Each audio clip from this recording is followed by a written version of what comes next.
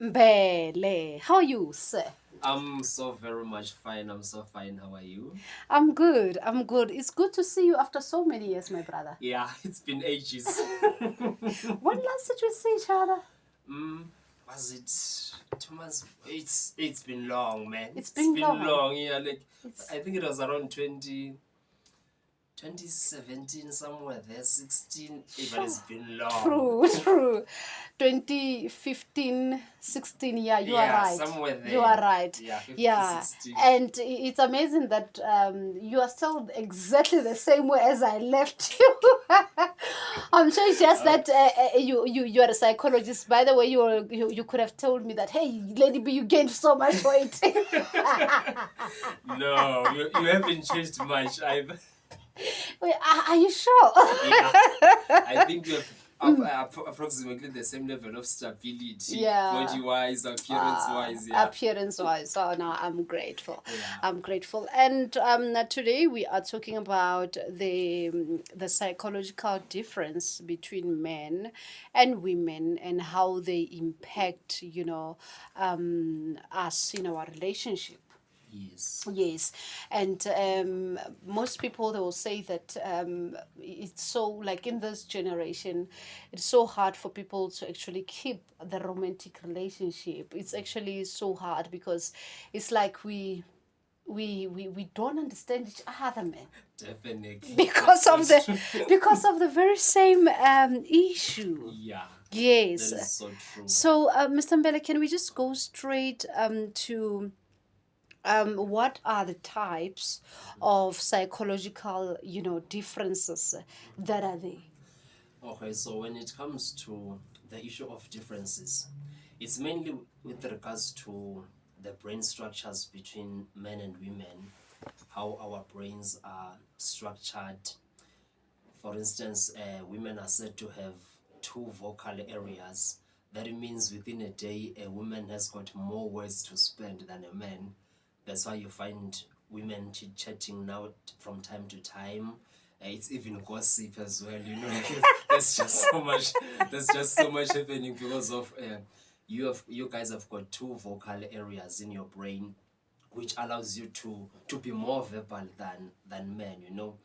Also coming to the issue of there's a certain part in between male and female. I think it's in the right hemisphere of the brain. Okay. It is said that when on the 26th week of pregnancy, if a female is pregnant with a male child, there's a certain part of the brain that clears off. Okay. But if it's a female, there is nothing that happens, and that is actually the part that is linked to the emotional expression. So that's why you find that men are more closed off. We are not even good in terms of expressing ourselves emotionally. It has got to do with our psychological wiring. And also when it comes to the issue of you know, emotions and logic, women are said to be the ones who are more emotional. You are more able to express emotions, and women, we tend to you can just reason about an emotional thing, you know, as if we are not affected by it. True. You are just reasoning, you know, this and that is happened. Like you can tell an emotional event that happened to you without getting in touch with the emotions that you actually experienced as a result of what was happening. True. True. And looking at the emotional processing, how does women process things, and how does men process things? So when it comes to the processing of things, one of the things that is said between about us men and women as people of different genders is that females are quick thinkers and men are deep thinkers. So, of which I think is one thing that actually led to even the increase of GPV during COVID-19. Because you find that as a female, if a man comes and says, I've been retrenched, before going to sleep, you could have come up with about 5 to 10 ideas of what I can do. Why don't you do 1, 2, 3? You know, now because I am a deep processor, as you are busy bouncing these ideas on me, you are frustrating me. Because since my processing is deep, it means it's also very slow. Yeah. Anything. So you're still digesting that you lost the Yes, job. I'm still And already I'm digesting. giving you the future. You see now.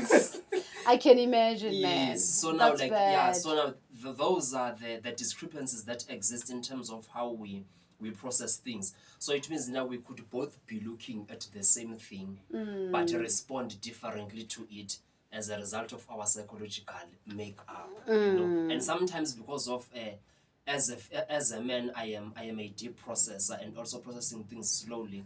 To you, it may seem as if maybe I don't care that children won't have food to eat. There'll be nobody who's paying rent and all of those things. It's not that I don't care. It is just because of my psychological makeup. That is just how I am processing things. I hear you. So, what can couples do to bridge the psychological differences between men and women in their relationship? So what I think the first thing here, the first step is to acknowledge that we are different. It's very important to acknowledge that we are different. And those differences, it's not like maybe I chose to be we chose them to say, as a female I'm gonna be like this, and as a man I'm gonna be like that. True. So those are the things that are accounted for by our psychological makeup. So I think it's something that needs more education in terms of understanding each other. True. As a man, I need to give myself time to understand a female, and as a female, you also need to give yourself some time as well to understand a man, how a man is wired, how a man functions, and all of those things, because those are the things I think that can help us in terms of working harmoniously through our differences. Because what we also need to be noted is that it's not necessarily that we are gonna be able to get rid of the differences, but we can find a way of working through those differences. Because if you think of that book, women are from Venus and men are from Mars, you know. So if you just take a look at those two planets, it's about 119 something thousand kilometers away from each other. So it just shows how we live in parallel as men and women. So we really need to take time and be intentional about understanding how we function. I hear you. So actually, if, I can imagine we need to understand when to give a man space to process, and actually when to speak. Definitely. Because most of the time we don't give them time to digest situations. True. That's so true. That's so true. Yeah. So that is the time that is needed, and it can only happen if you understand And you how the acknowledge. and you acknowledge that we are actually different with this person. And how can understanding and respecting each other's style improve communication in relationship? Because there is this thing that has been like trending, or it's now a norm, that you keep quiet and I keep quiet, the relationship is finished.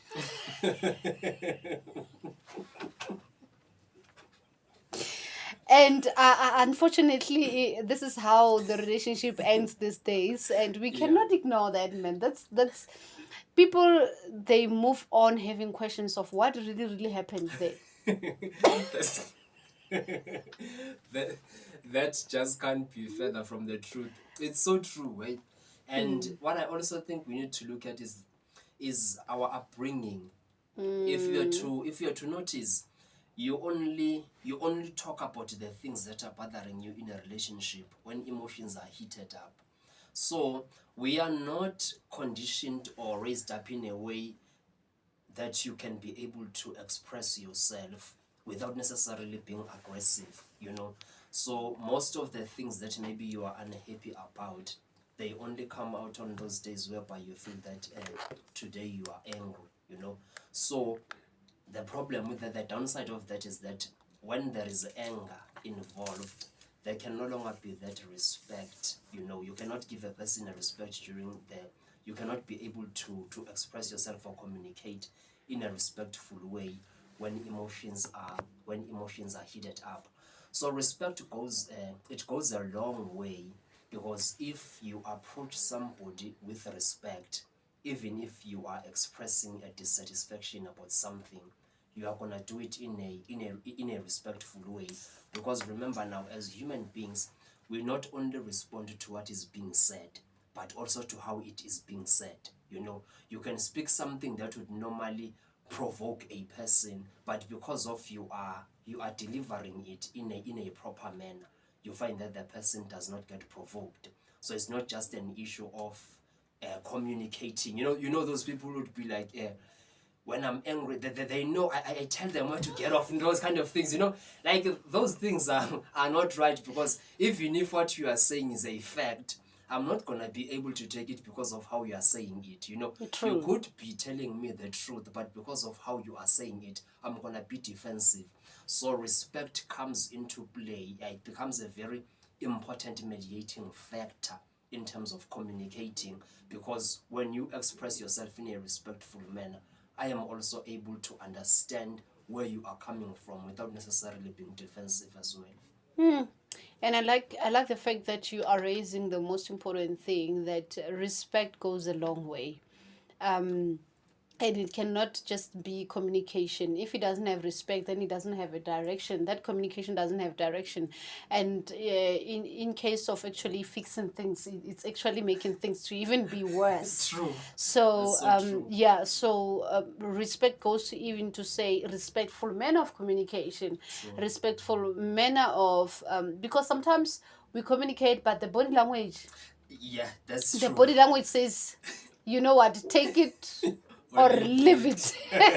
It's either you'll understand that I'm apologizing, or you don't Yes. understand. I'm not going to run after you to understand. Exactly. And it's like it has a communication, at the same time it has pride. True. True, definitely. And sometimes you get that you get a feeling that the person is actually just doing it for the sake of doing it. Yeah, like when there are those contradictory cues between the verbal and the non-verbal communication, you sometimes get a sense that this person is just doing this thing for the sake of doing it. Yes, I hear you. And what role does empathy play in overcoming psychological differences in a relationship? All right, so when you speak of empathy, it's a very important trait, because it goes just beyond even relationships. True. Because remember, now we have got sympathy and we have got empathy. So when you speak of sympathy, it's merely understanding what another person is going through. But when you speak of empathy, we are talking about putting yourself in the person's shoe. So I don't think actually there could be any other way through which we can be able to work through our differences if there is no empathy. If you are able to observe a certain behavior, and at the same time you are able to put yourself in the shoes of that individual, it goes a long way, because even how you address the matter, it's not going to be in a rude manner, because of you are able to put yourself in the shoes of that person. You are going to be able to listen without necessarily being judgmental. And as you are talking, you're reminding me of, this other picture that I saw that was talking about empathy, sympathy. I don't know what's another one. I forgot another one. Okay. But there are three. So what happens is that this person, she's in the pit. Okay, so another person comes every day to give food to this person who's in the pit, and water. And then another one comes with I think a shorter rope. Okay. And it's like, try to reach the rope, and until another one comes with a longer rope, very strategic, and told the person how to hold it. Yes. And he actually helped the person to come out of the pit. Nice. And then they said, in life, like generally, we actually get people who are like that. People who says, okay, we see you, Mr. Mbele, where you are. Yeah. But we are actually okay about where you are. True. And we're going to feed you, and actually so that you're not you actually forget that you are in a problem. We're actually going to feed you where you are, and so that you can be comfortable about the stage that you are at. And there are people who actually immediately when they see you, they can see this person needs help. And they actually comes with right things to come and help you. Yeah. And I can imagine in a relationship, when you are in a relationship, for example, with a person who doesn't believe in self development, and the person is so frustrated and going through depression because there is actually nothing that excites them in their lives. Yeah. They when they talk about their lives, they only talk about their past because now there is nothing that is actually exciting them. And as you know, as couples, I can imagine, having a partner who doesn't believe in a self development, and who actually expects you to rub him up, to say you are actually okay where you are, and rather than telling him to say, hey, it's been a long time you don't take care of yourself. You've been taking care of us, the kids, and us, but you forgot actually to take care of yourself. Hey, yeah, That's not going out of the topic. What are effective communication skills that couples can develop, to navigate their differences? Okay, so when it comes to the issue of communication, as I've said, that it's not just about communicating, but it matters how we also communicate. For instance, we have got what you call active listening. You can listen just for the sake of listening. That's why people actually listen to just respond, and sometimes they are not responding to what And has you been ask said. themselves immediately, what did I say? And the Exactly. person like, Yeah, they just stare at you, So it's not just about communicating, but communicating effectively is very important. It's very important. So you could practice active listening. When a person is talking, you try to ensure that you are 100% there with them, and even when you are responding from a place of understanding. true. Not just from a place of saying I'm responding because I've got to respond, so yeah, active listening is very important. And also bringing back the issue of empathetic listening, because when you listen empathetically, you are able to hear without judging. You actually create a safe space for the person to express themselves. That is what also is able to lead to what you call vulnerability. Because if you are able to listen to me without judging me, I can be able to disclose more and more, even things I was not comfortable to talk about. True. You understand? True. And also being aware of it also helps when you become aware of your biases as a person, because as a human being we have got certain biases. It's part of being human. There are certain things I don't agree with, certain things that I favor. So it helps when you are aware of your own biases, because what it will do, it will help you not to project them onto the person that you are listening to. Because sometimes I think the response also, it can be an insensitive response, because you are not listening from that place of being aware of your own biases as a person. For instance, I would make an example of my field in counseling. True. I can be dealing with somebody who holds different beliefs from mine, True. So I have to be aware of my own biases towards that particular belief, understand? So that when I'm listening to this person, I am able to separate my own religion from from this person's own beliefs, So it creates that neutral space, and then the person can be free to disclose whatever they need to disclose. I hear you. And I like it when you say that when you are sympathetic, and when you are listening sympathetically, it allows a person to actually come out of um,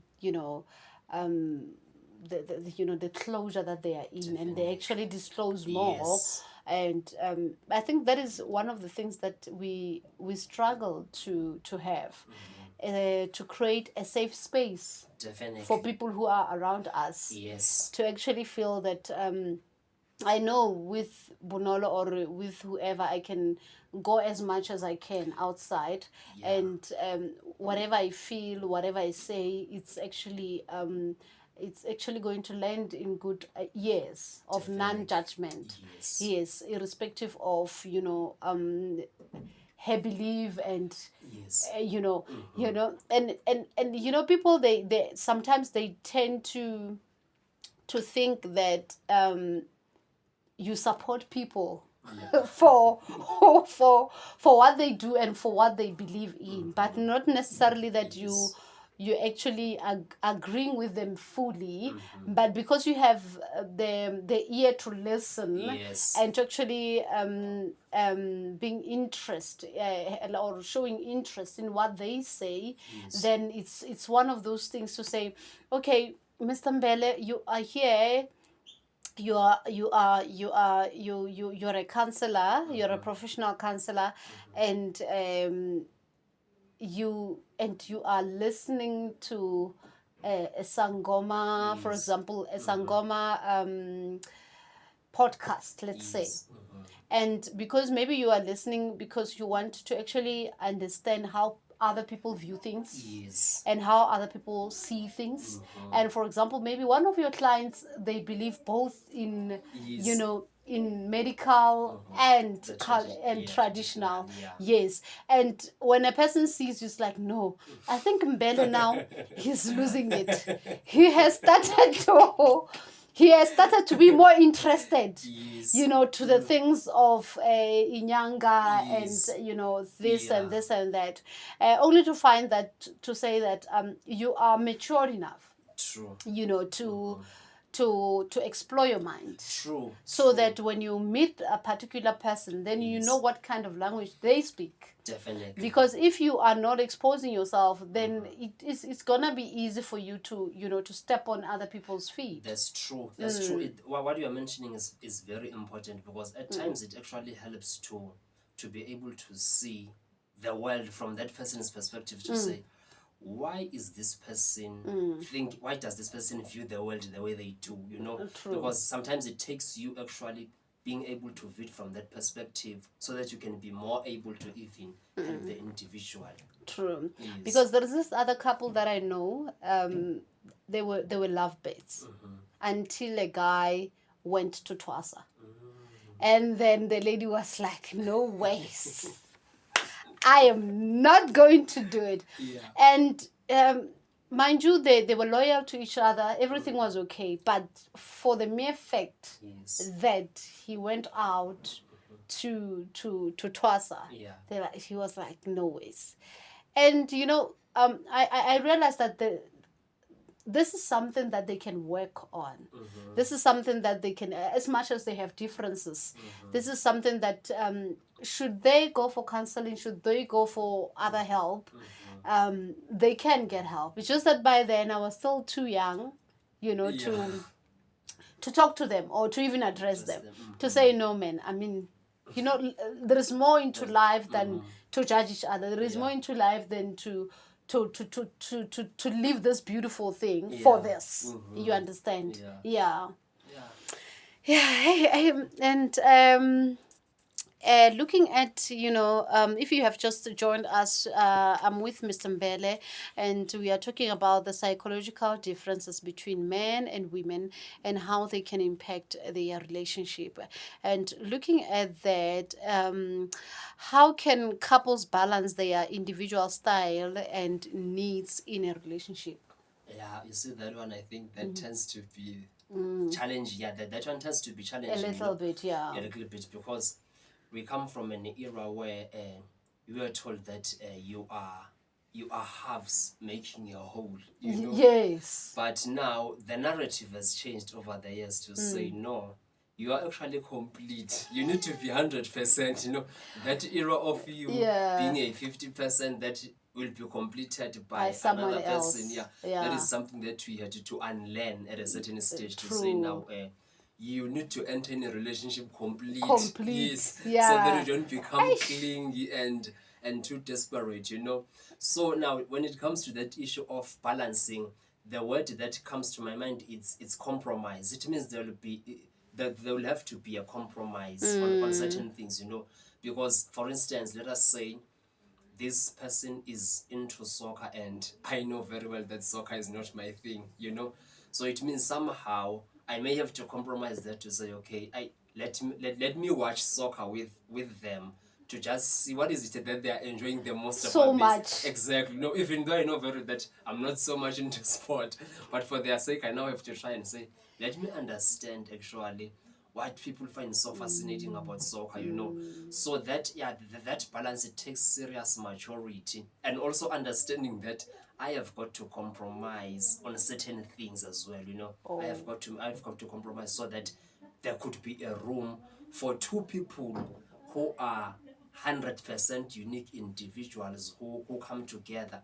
Because remember, I said that we live in parallels as men as women, others from Mars, others from Venus. So we can't overlook the fact that when we come into a relationship, it's two people who lives in parallel coming together. So there's bound to be a compromise of some sort.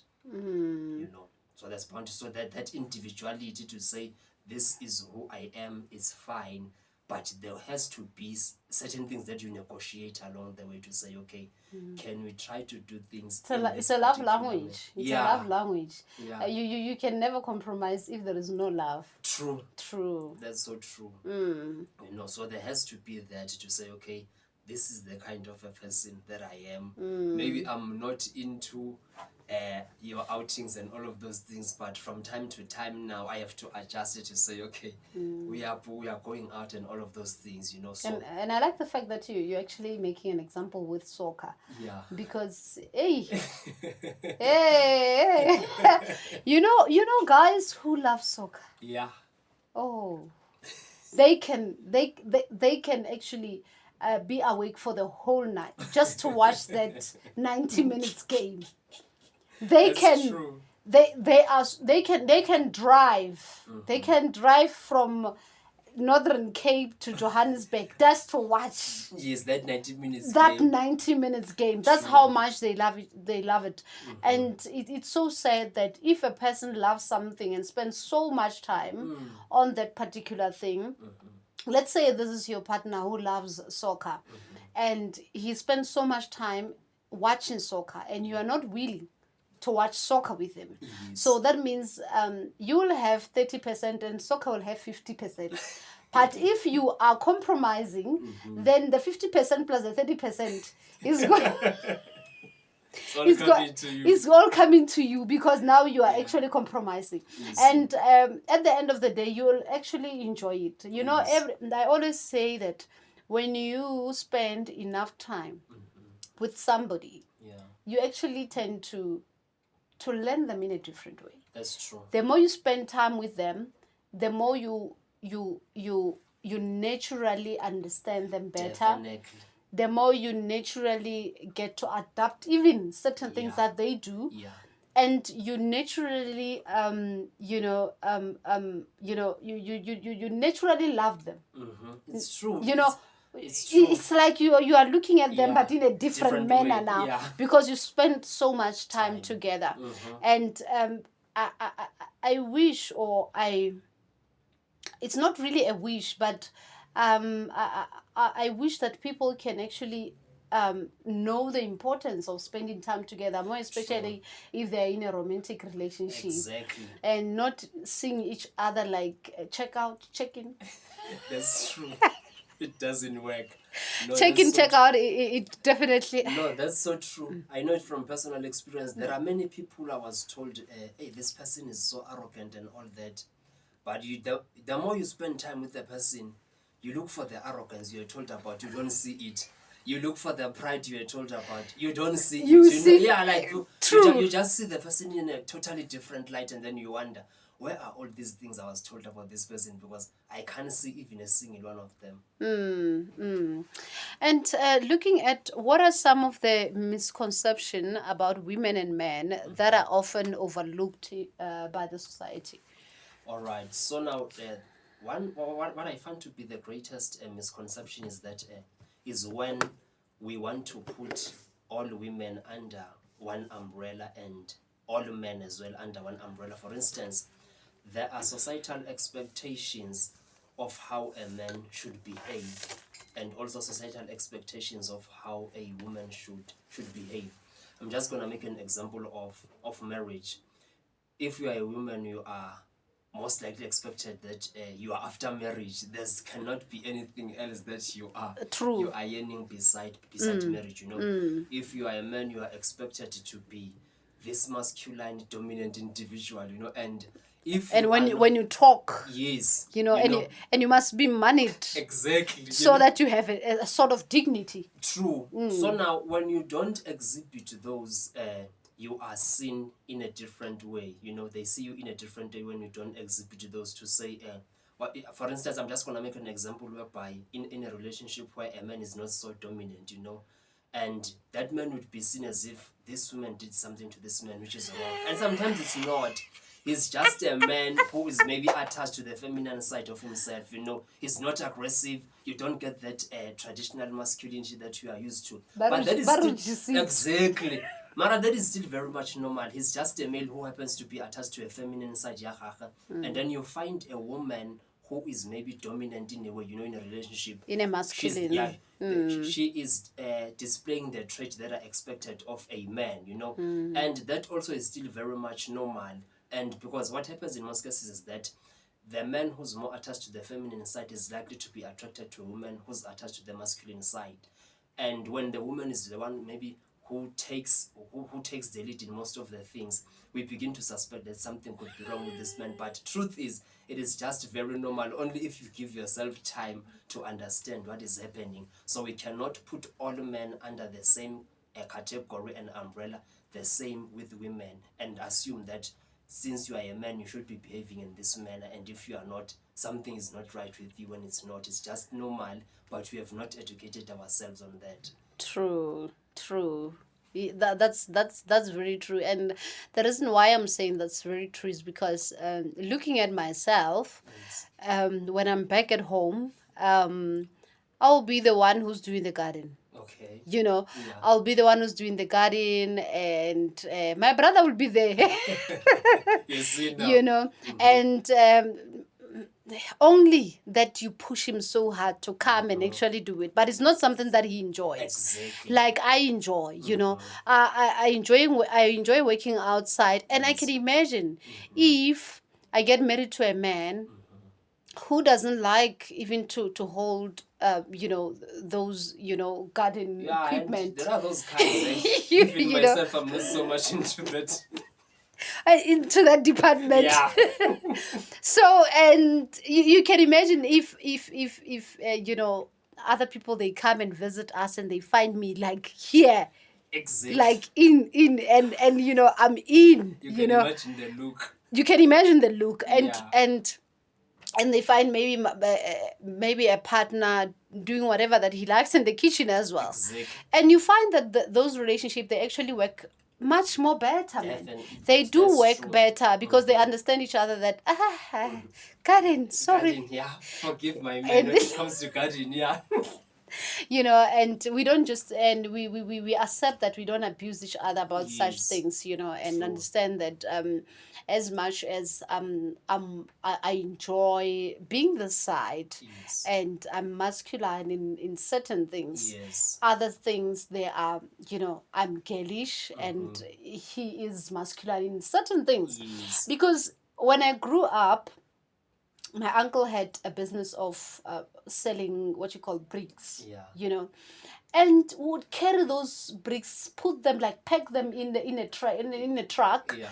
like boys, Boys. man. Like I even see. at sometimes would finish around 12, in the midnight. Wow. And we would enjoy this, and this was this was not an abuse. We would do this like around those time when it's school holidays. Yes. And he was selling water as well. We would go and fetch water in the river and deliver water. We learned to drive at a very young age, the tractor and so when I'm home and I do those things, I feel fulfilled. Yes. To say, who I came home. Hey, you see now. And other person will look at me and say, yo. and other friends of mine that have visited my homeland, they don't get surprised of how, they like, No, it's just too much and too much and too much, yeah, for Yeah, them. However, agreed. yeah, that's how things are. Yes. But beautiful conversation that we have here. Yes. The last word, man, Mr. Mbele, that you have for the couples. All right, so my last word would be let us try to understand each other more as opposed to trying to fight each other's differences and live in denial of our differences. Understand that a man is created in his own way and a woman is created in their own way, so that you can be able to live harmoniously with our differences, because of the way you are treating our differences it is as though they make us to be enemies, and it's not supposed to be like that. Let us try to understand each other more so that we can be able to live with each other harmoniously. So And your social media platforms? also my social media platforms: on Facebook it's Sibonelo Mpele, the billionaire author, and on Instagram it's the author. Yeah, that's my Instagram handle, the author. And on WhatsApp it's my number is 073 626 5548. Yes. And Mr. Mbele, you have just launched your business as a professional counselor. Yes. What are the services that you guys are offering? Okay, so when it comes to services, I provide its coaching services, as I'm also certified in life coaching. I do trauma debriefings, as you know that there's a lot of trauma actually happening in True, the world. true. So we assist in terms of your trauma debriefings and counseling in general for day-to-day life events that happens. Whatever it is that you could be facing, maybe it could be your depression, even relationship crisis. We deal with all of those. Anything that pertains to a human being, we assist with it. And you know, Mr. Mbele, lately, just the quick one. Yes. I've been seeing people on my social media that Yeah. they have, suicidal thoughts, and silently I've been giving them, your numbers silently Okay. on their inbox, just dropping your numbers, Yeah. and I'm like, if you need someone to talk to, just do talk to Mr. Mbele. And I'm just wondering, what is the best way to advise or to help that person? Yeah, sometimes listening actually is the best thing to do when a person is going through something, because sometimes I think there is we have got this inclination to want to encourage whenever a person is saying something, and it's not always good to do that. So it's the main thing to do is always to make the person aware and guarantee them that I am here for you. The best gift that you can give to a person, the first gift should be your presence, to say, I am here. If you need to talk, I am available. Because whenever a person is going through something, sometimes the only thing they can process is the pain. So they cannot hear what you are saying. So that's why you find that when you try to encourage, it doesn't help. So it always helps when you say to the person, I am here if you need to talk. Because sometimes they'll just be needing to just talk. You won't even be saying anything as an individual. All they needed was just to talk. But for the fact that they can't find a reliable person to talk to, that is why maybe they are even, you even see them on your socials, because of they can't find a reliable person. So if you give them that assurance to say, this is a safe space, For I am you. holding the space for you to can talk. To If you talk. want to talk, yes. That's the best advice I ever received. That's the best one. Now, thank you so much, Mr. Mbele, for your My time. pleasure. Thank you for coming into the studio. I know you have made the means. You stay Yes. very, very, very, very far, Yeah. and you made sure that you are coming for unseen things, and Yes. whatever. But the most important thing is that you came, and Definitely. we managed to deliver to our listeners what we have promised. Yes. Thank you so much. Absolute pleasure, and happy Women's Day to happy Women's Month to all the women out there. Thank you so much. We appreciate you, and we recognize you. We Oh. see you. Oh, sweet.